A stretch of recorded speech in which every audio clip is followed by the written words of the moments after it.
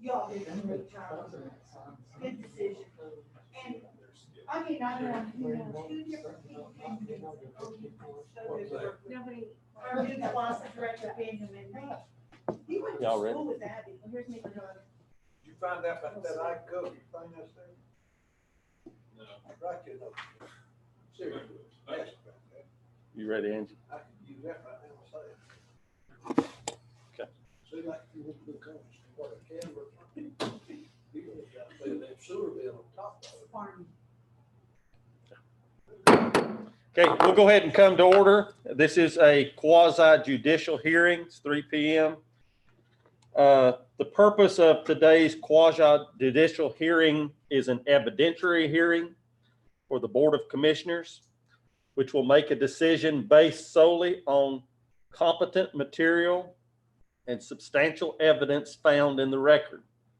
The record is all of the materials and input that is presented to the board, including the application, exhibits, testimony, and related materials. The record may include some insufficient evidence, but the board may not base its decision on that. The procedures provided here are not meant to be binding rules, but to be flexible guidance for the conduct of the hearing.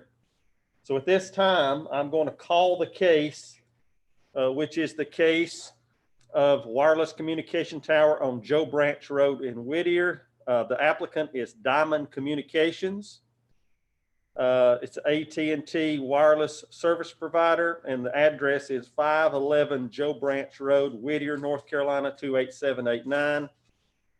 And it's located on a portion of the PIN number 7612-40-5317.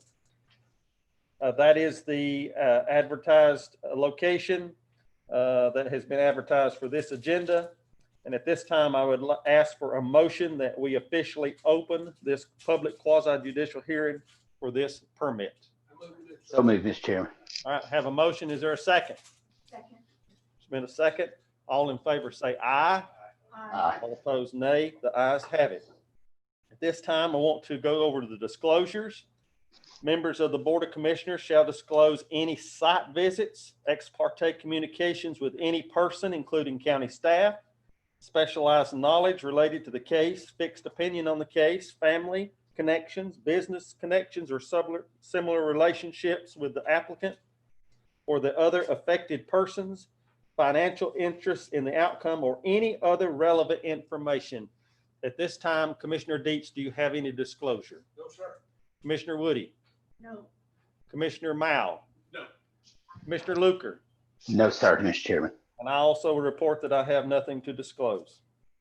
At this time, we also want to see if there are any other parties here other than the applicant or the county staff. Are there any other parties present wishing to be considered?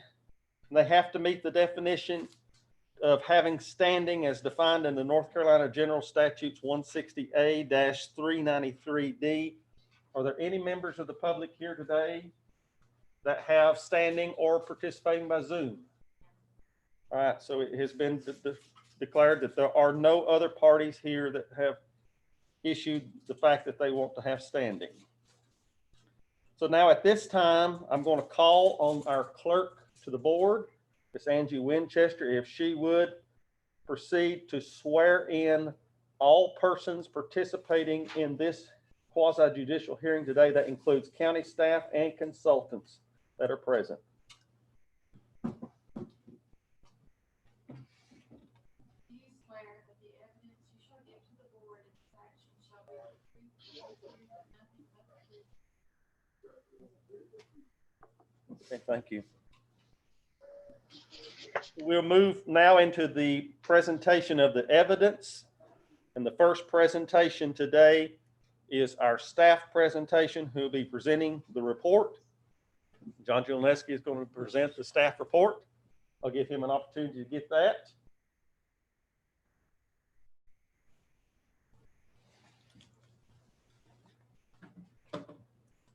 Good afternoon, Commissioners. For the benefit of those online, John Jeleski, Jackson County Planning Department, Senior Planner. I did the staff report for this project. It is a wireless communications tower off of Joe Branch Road in Whittier. Diamond Communications is the applicant.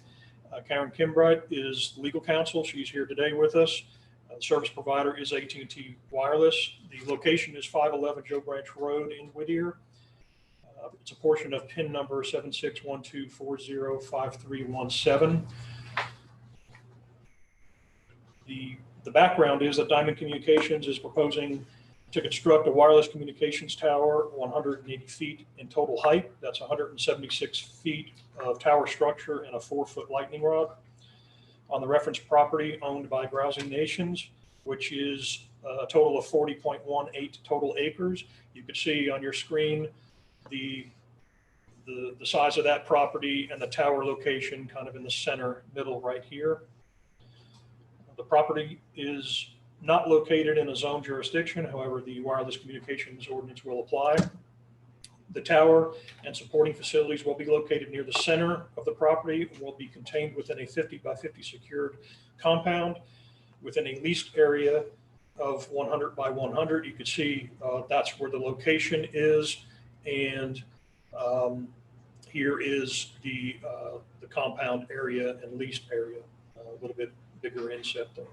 The compound will contain a monopole tower, a meter rack, provider equipment, building, backup generator, and equipment shelter areas for future co-locate providers, all of which will be surrounded by a secure chain link fence 8 feet in height.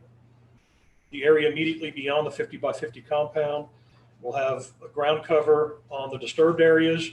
So with the graded area immediately around the compound, you can see that there's some grading going on.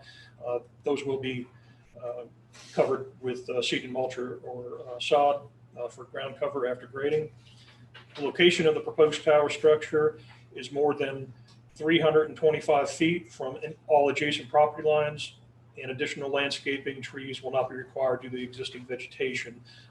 Because of the location of this tower being in the center of the property, there's existing vegetation all around it. Landscaping would not really be required here because it'd be enough of a buffer between the property lines. You can see here are the setback lines, and yeah, it's a heavily wooded piece of property. Space is provided on a proposed tower structure for 2 additional service providers to co-locate. I'll go to the profile of the tower right here. You can see this is the profile of the tower, 180 feet total height, and then 2 service providers with the opportunity to co-locate. The proposed facility, which is the leased area, will be accessed by a 12-foot proposed gravel driveway.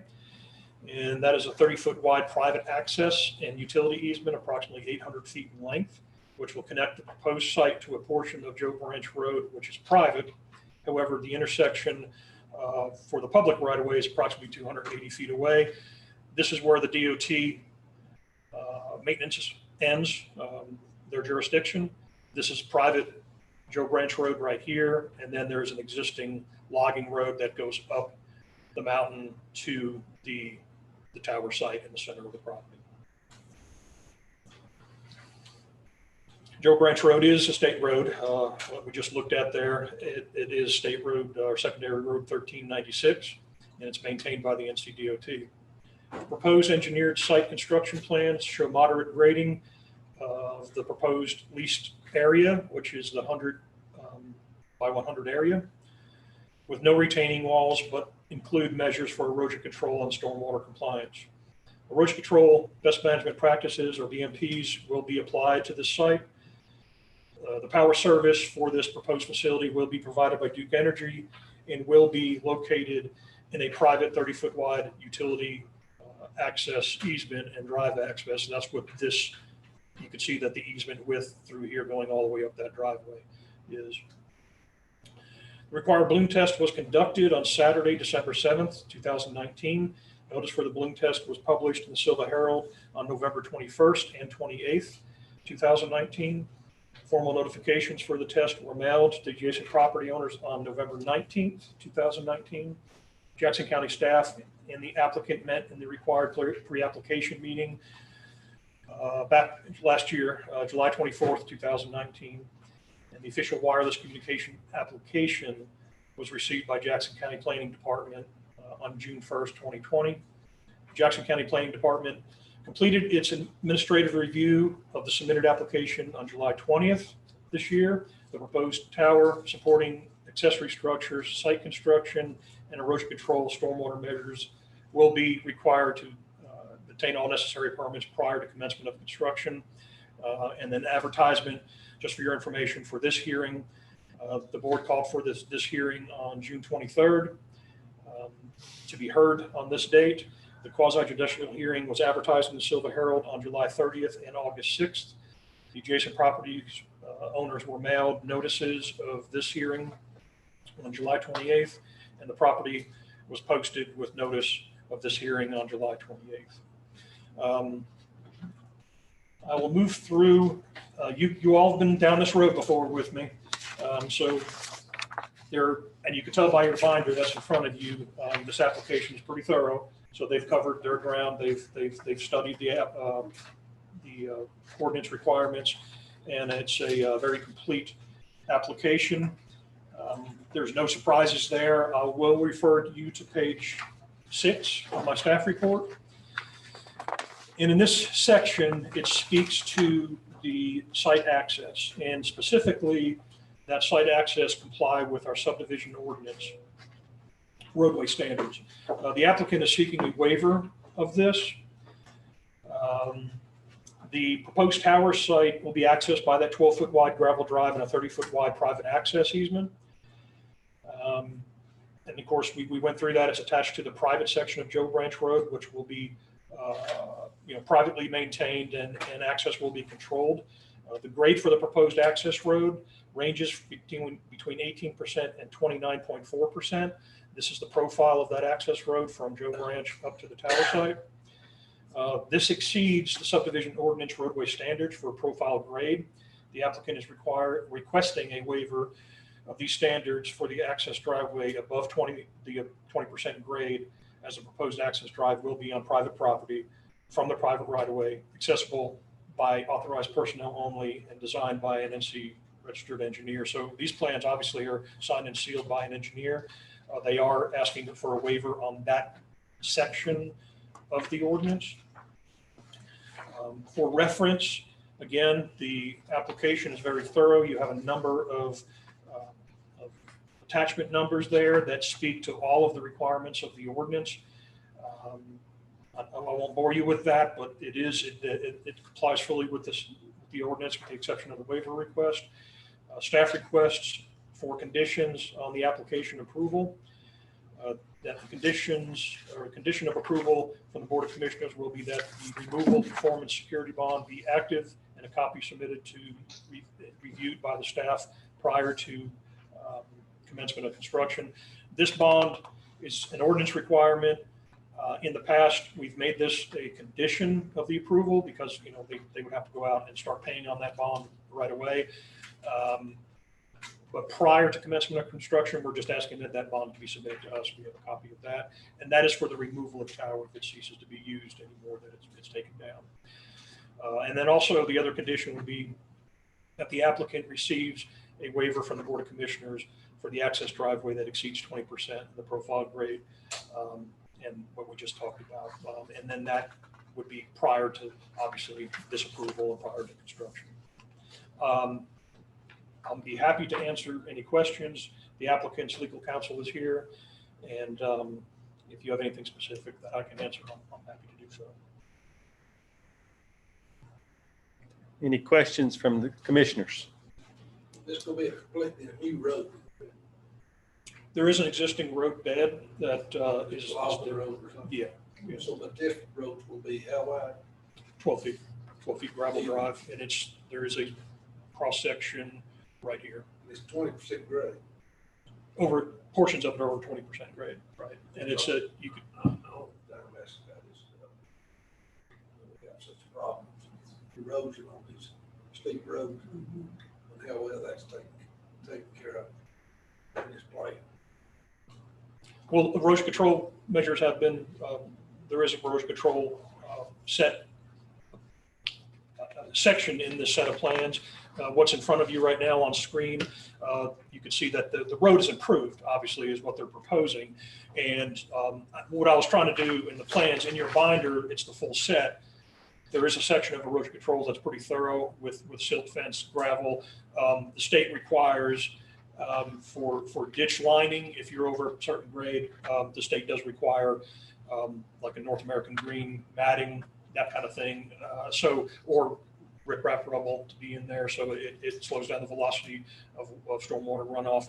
And they do have obviously piping in there to cross from the cut sections or from the field sections to the cut, just to manage that road better.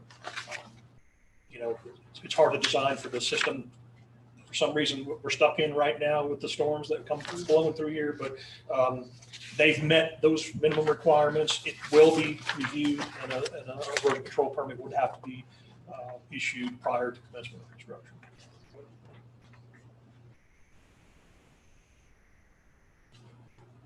Any other questions from the board members? Okay, we now will have any questions from our attorney? I do have a few questions. Okay. Mr. Jelinski, the access driveway, the fact that it's going to be a little steeper than we allow, a little different than we allow, does that change the access for emergency vehicles, or does it still allow access for emergency vehicles? It does allow access. Keep in mind that for emergency vehicles, if they needed to get up there, this is designed by a registered engineer. So their license, so to speak, is on the line. They've designed it, and they're signing and sealing that. So if there are any issues for erosion or future maintenance, that would be going back to obviously the ownership of the applicant going forward. Okay, and the balloon test, would you be able to do it, be more appropriate for the applicant to go through the pictures of the balloon test and talk about? Yeah, that's fine. I don't have them on screen, but they are in the application, your full application binder. There is a tab. Tab number 9. Yep. Tab 9. Yep. And this came right. I'm sure be happy to walk through that with you page by page. It's photo simulation that we require in the ordinance, and what the tower looks at from different perspectives around the tower site.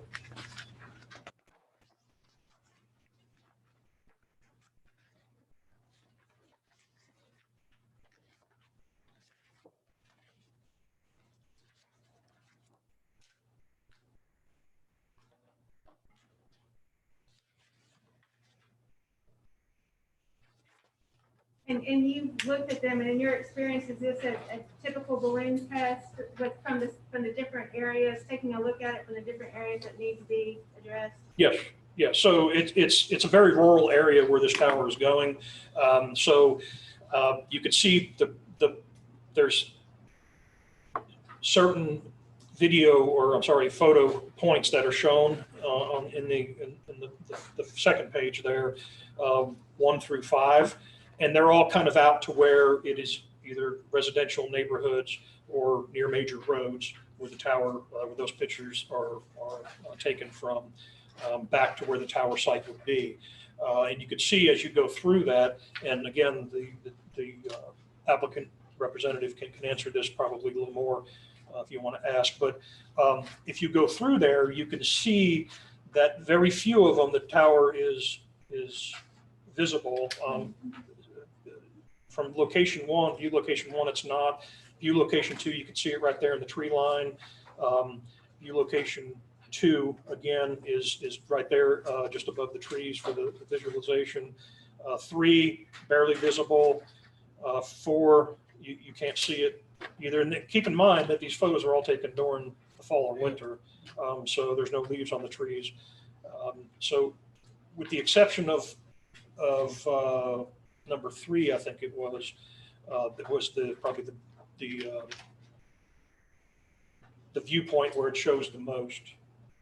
Yeah, two and three. But, you know, my question would be, of course, I don't know anything about this, but it seems to me it's hardly high enough to be above the leaves. I know I had a constituent recently call me because in Kuala, as soon as the leaves come out, their access to their cell phones just diminishes greatly. Right.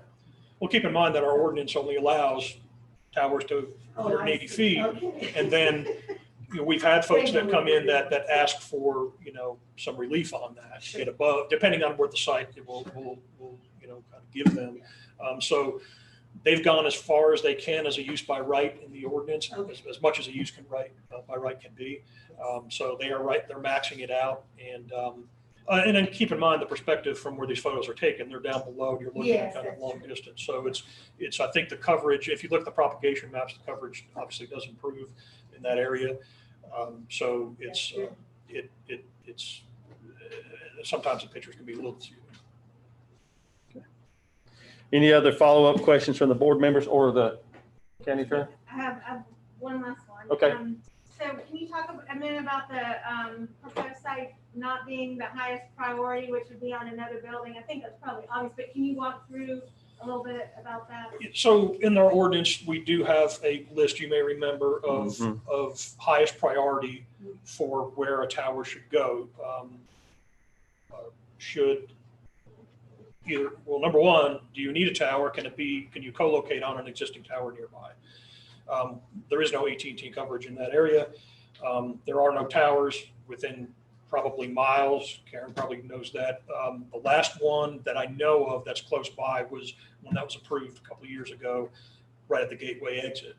And that's, I think, and then we probably don't get another one until we get closer to Dillsboro, or in Dillsboro. So the priority list goes down that of, okay, is there an existing tower?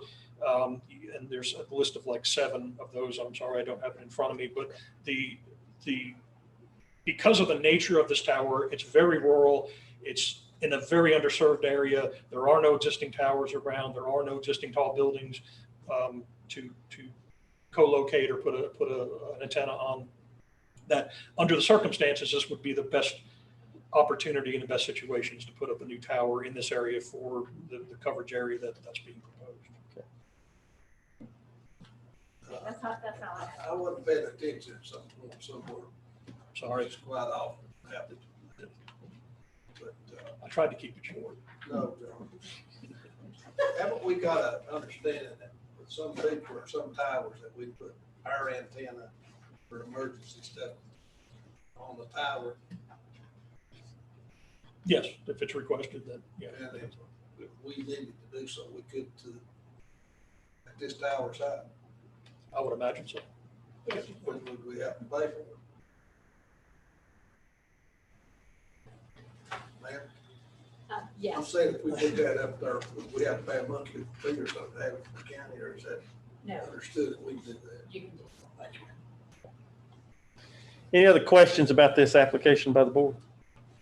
Or Ms. Well, Baker? then, I just had one that kind of piggybacks on what Commissioner Deep said. Would it be possible, the way it's constructed, to at some point put Wi-Fi on there as well? Because I know that's an underserved area as far as Wi-Fi. Or is that not the same kind of tower? It's not the same type of tower. Okay, that's answers my question. Thank you. Okay, at this time, we're going to move to the cross-examination by the applicant. No processing. No cross-examination? Okay. All right, the next section is the applicant presentation. Do you have any presentation? Yes. Okay. And this, your name is Karen Karen Camerite. Camerite. Okay, Karen. Karen, do you want the plan? I don't think I need that. Hey, Chris approached and has. Yes, go ahead.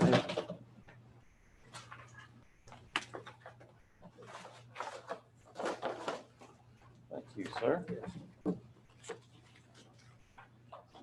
Who does paperwork? Thank you so much. Is it okay if I take Yeah. my mask Yes, off? absolutely. That's fine. Good to see you, man. Thank you.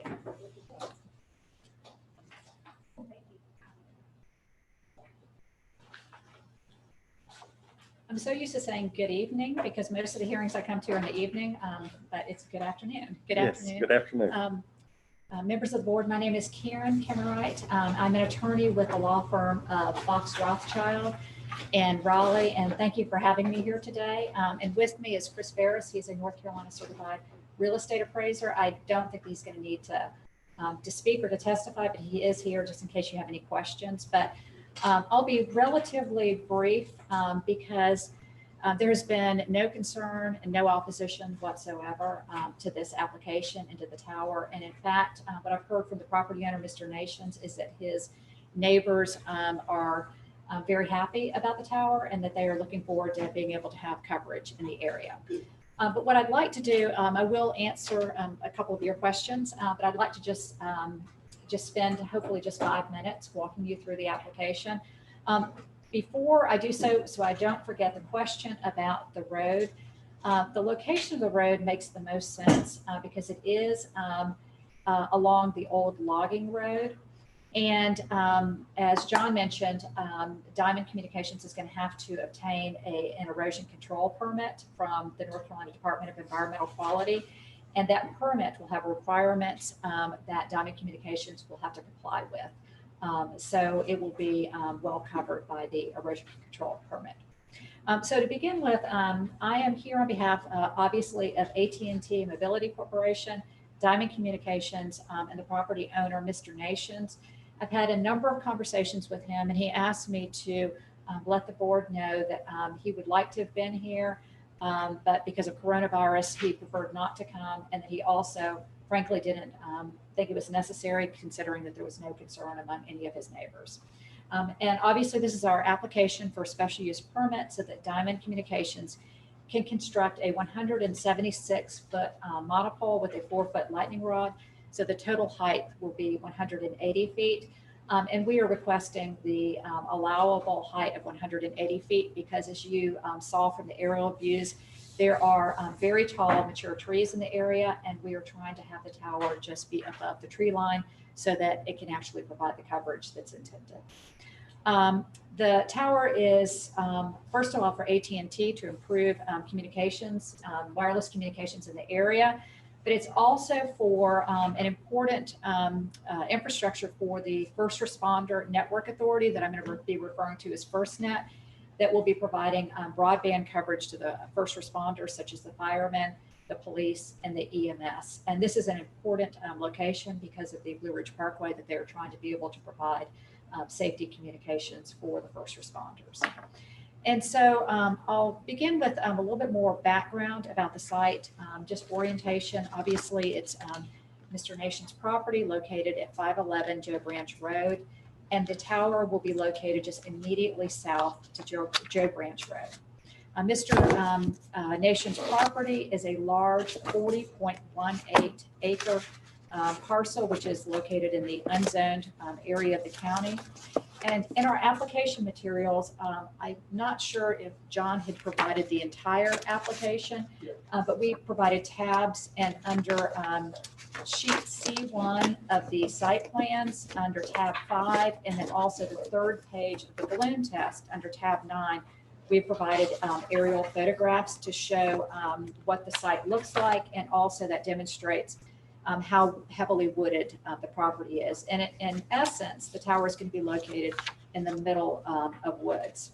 And the benefit of obviously the benefit of the wooded nature of the parcel is that those tall mature trees will buffer the tower from sight, so that there will, and that will ensure that there will be no impact on the surrounding properties or the surrounding area. And Diamond Communications will be leasing a small 100-foot by 100-foot, which is 0.23 of an acre, for Mr. Nations. And then the tower, as John mentioned, will be located within a 50-foot by 50-foot fenced area. And other than that leased area and then the gravel drive from Joe Branch Road to the tower site, the remainder of the property will remain undisturbed and as is, as a wooded property. The tower is also located in an area in a mixture of uses. Many of the surrounding properties are vacant properties, and there is an agricultural property, and there's also some residential homes. And because the property is 40 acres, there are a number of adjacent properties.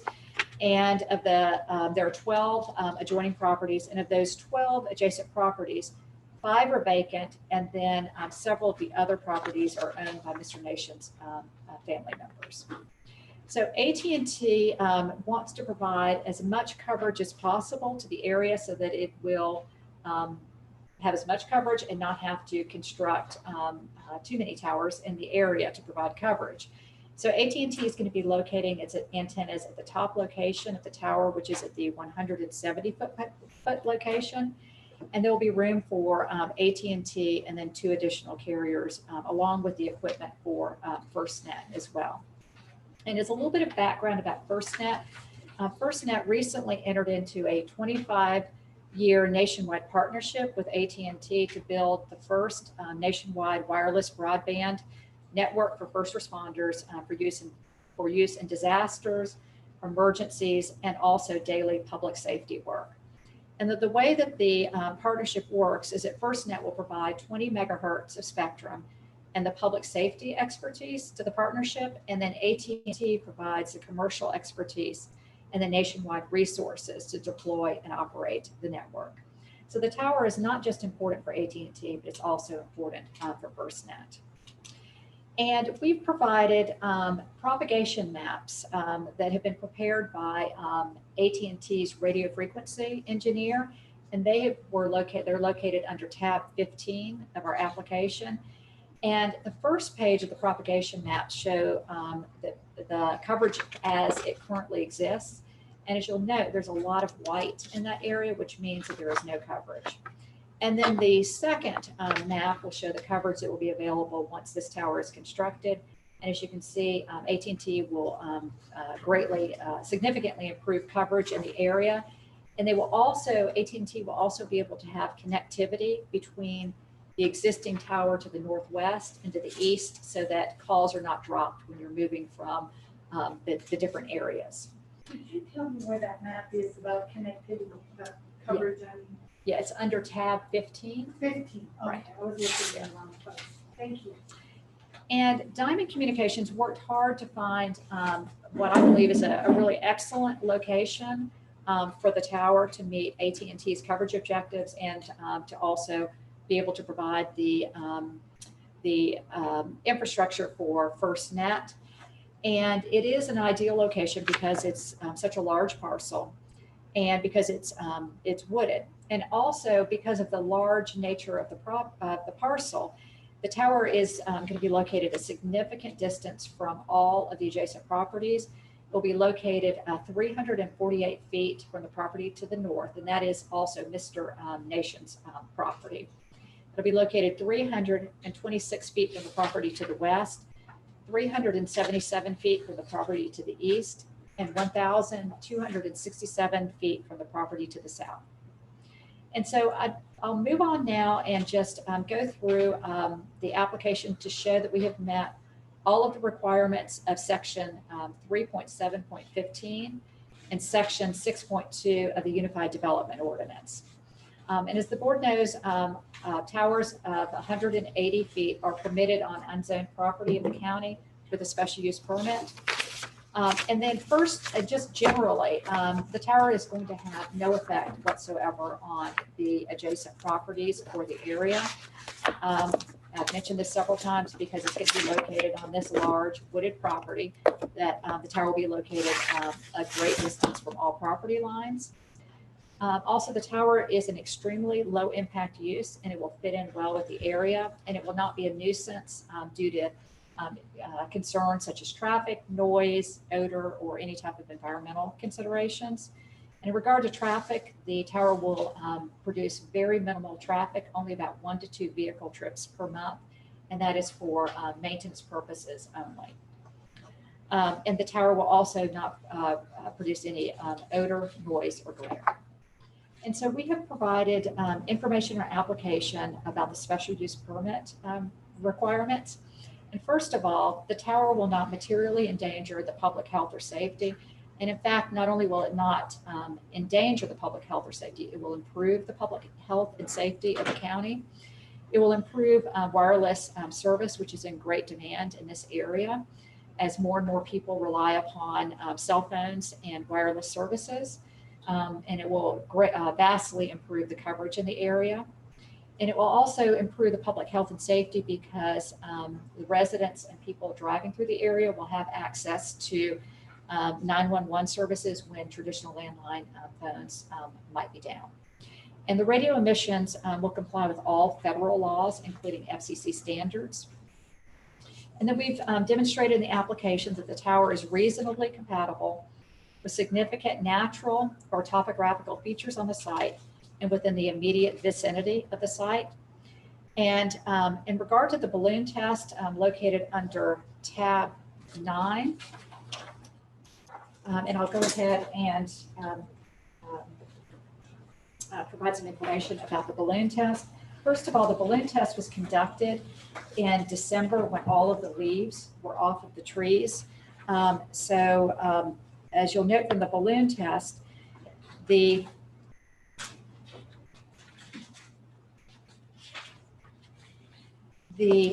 vantage points were located within a 1/2 mile radius and right outside the 1/2 mile radius of the tower.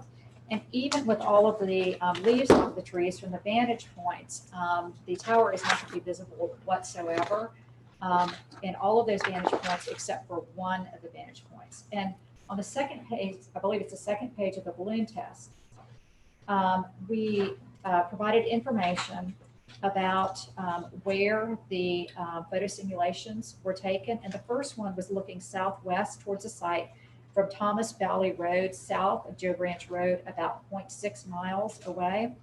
And in that location, the tower will not be visible. The second location is looking south by southwest towards the site from Joe Branch Road at Glory Land Way, about 0.24 miles away. And as you'll note from the photo simulation under the view from location number 2, just the very top of the tower will be visible from that location. And then under locations 3, 4, and 5, which is looking south by southwest towards the site from Joe Branch Road, south of Whistler Point, and that's 0.3 miles away. Looking south by southwest towards the site from Joe Branch Road, north of Whistler Point, 0.35 miles away. And looking southwest towards the site from Joe Branch Road at Thomas Valley Road, 0.6 miles away. The tower will not be visible from those locations.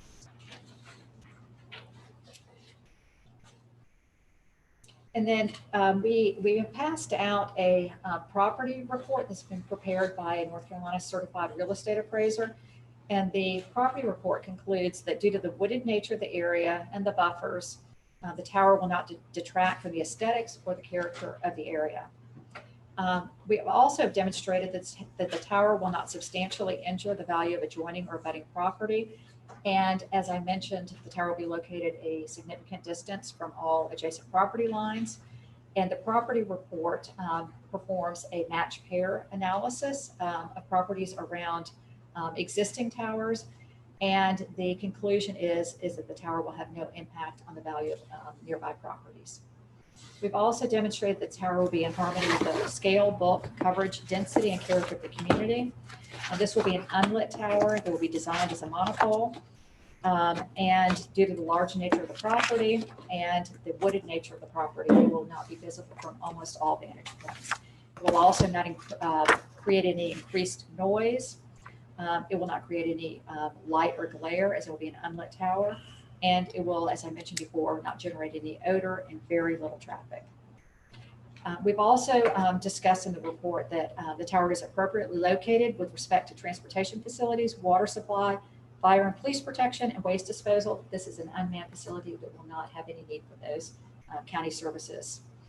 And again, the tower will not cause traffic congestion or create a traffic hazard.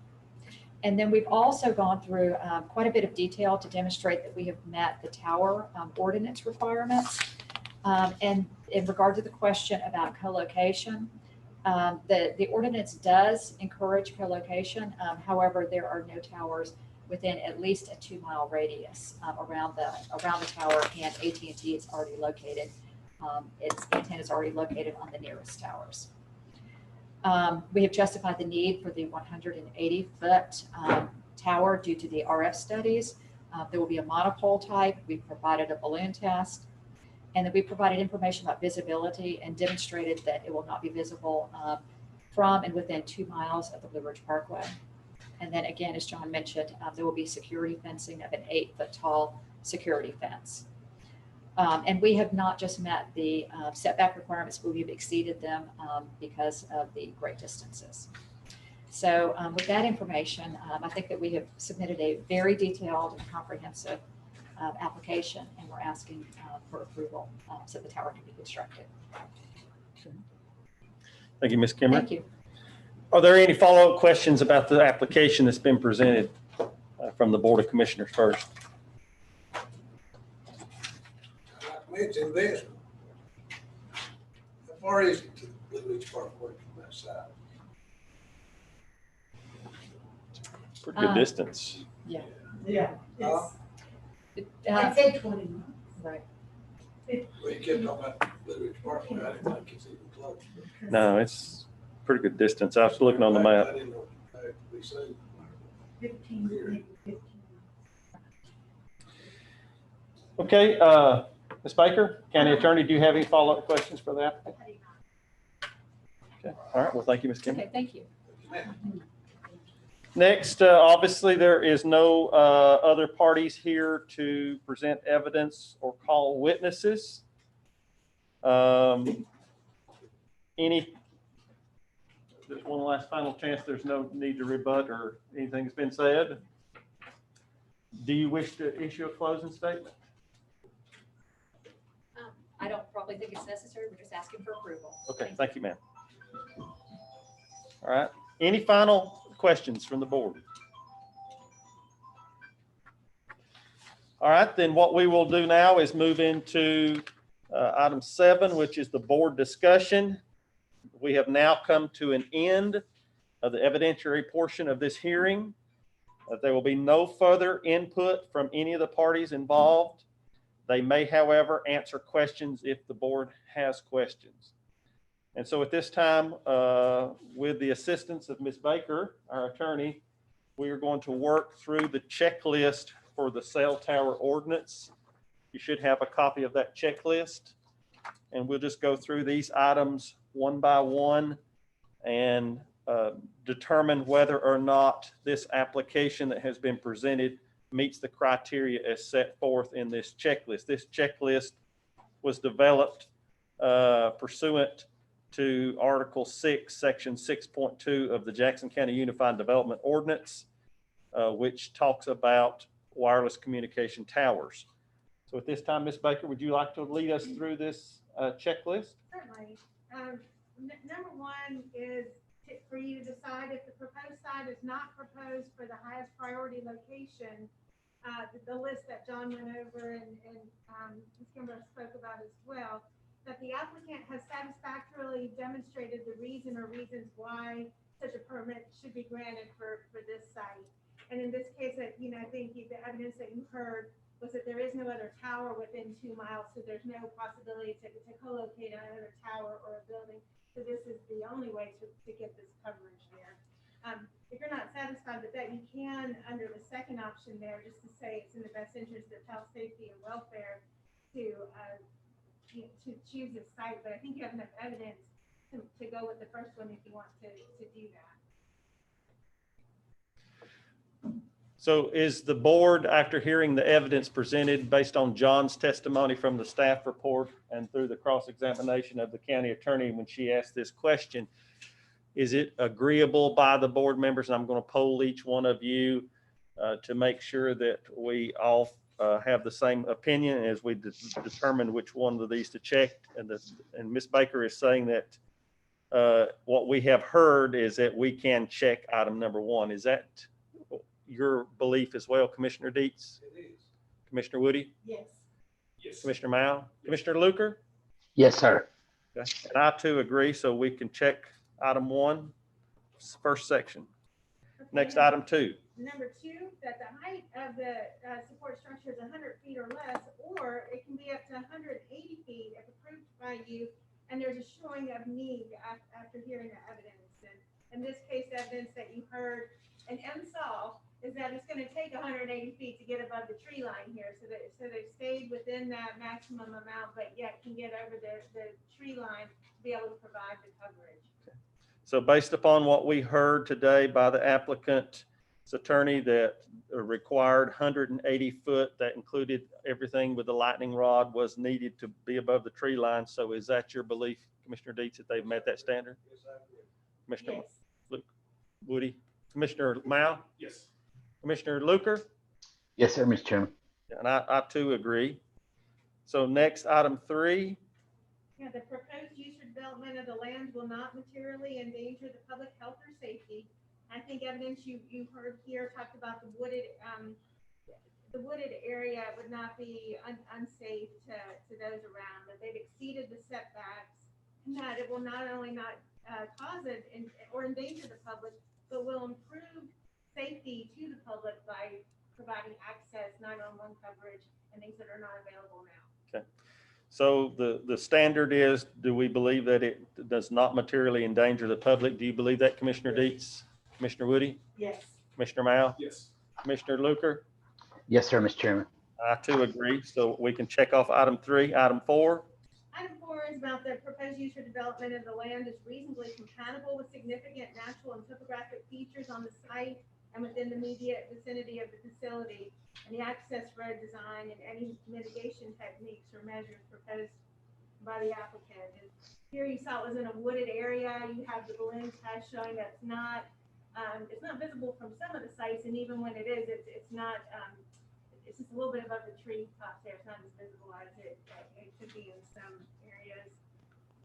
And of course, with the access road that they are asking for the waiver, but still have the site and access road design is still where it needs to be for the requirements. So is it agreeable and understood that we believe that item 4 has been met? Commissioner Dietz? Commissioner Woody? Yes. Commissioner Mao? Yes. Commissioner Luker? Yes, sir, Mr. Chairman. Yes, and I too agree. So we can check item 4 off. Item 5. The adjacent property owners have not demonstrated that proposed use or development of the land will substantially injure the value of adjoining or abutting properties. And in this case, not only did you not have adjoining neighbors appear and ask to be parties withstanding and show otherwise, but you do have the report, the impact study that shows it will not have a negative impact on those surrounding properties. So can we reasonably agree that this item has been met? Commissioner Dietz? Yes. Commissioner Woody? Yes. Commissioner Mao? Yes. Commissioner Luker? Yes, sir, Mr. Chairman. And I too agree. So item 5, we can check off. Item 6. But the site can be accessed by service and emergency vehicles. I think that you heard evidence that even though it's not going to quite meet the steep or the slope requirements, that it can still be easily accessed by emergency vehicles as well. And it will be designed by a licensed engineer. Yes. Okay, so do we reasonably believe that item 6 has been satisfied? Commissioner Dietz? Commissioner Woody? Yes. Commissioner Mao? Commissioner Luker? Yes, sir, Mr. Chairman. Okay, and I too agree, so we'll check item 6 off. Item 7, And number 7, the application site and proposed improvements comply with all provisions of the ordinance. As you can see in the note, I have there for you that Mr. Delanesky's staff report goes through the ordinance, and other than the one area where where a waiver is requested that we'll deal with down in number 8 in the next one, that he has shown you that it meets the ordinance requirements. okay? So it is staff's opinion that they have complied with all provision of the ordinance. Is that our belief as well, Commissioner Dietz? Yes, I do. Commissioner Woody? Yes. Commissioner Mao? Yes. Commissioner Luker? Yes, sir, Mr. Chairman. I too agree. So next it comes to item 8.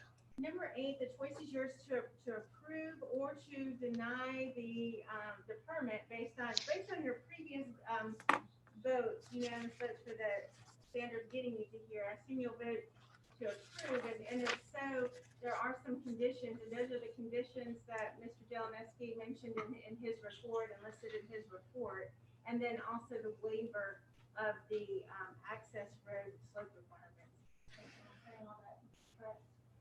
Okay, so it's my understanding then that we would be able to check off the 4th box.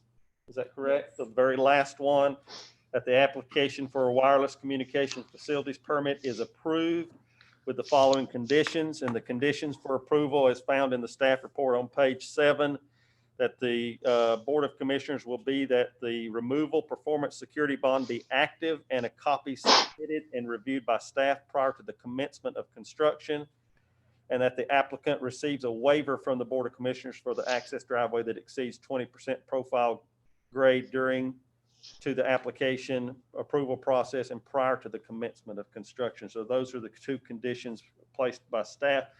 Is it agreeable by this board then that we are able to check off the 4th box on number 8 with these conditions? Commissioner Dietz? Conditions, yes. Commissioner Woody? Yes. Commissioner Mao? Yes. Commissioner Luker? Yes, sir, Mr. Chairman. And I too agree that we can check off those. So that brings us to the final one, number 9. Yes, and number 9, since you were approved, you would want to go with the first one there, and just your final approval, which you probably want to do by motion, and then asking staff to prepare the order and incorporate all of the written findings we've discussed in 1 through 7, or 1 through 8 above. Okay. So at this time, would a board member like to make a motion to approve the wireless facilities permit with the conditions that have been stated and to ask the staff to prepare the order? So moved. Okay. Second. Motion has been made and seconded. Any other questions? This time I'll ask the clerk to call the roll for the vote. Yes. Yes, ma'am. Commissioner Woody? Yes. Commissioner Dean? Yes. Yes, motion carries 5-0. Okay, at this time then, I don't think there's any other items to take care of, and this hearing is now concluded. Do I have a motion that we adjourn? So moved. All right, is there a second? Second. All in favor, say aye. Aye. Aye. Thank y'all very much. Thank you. Absolutely.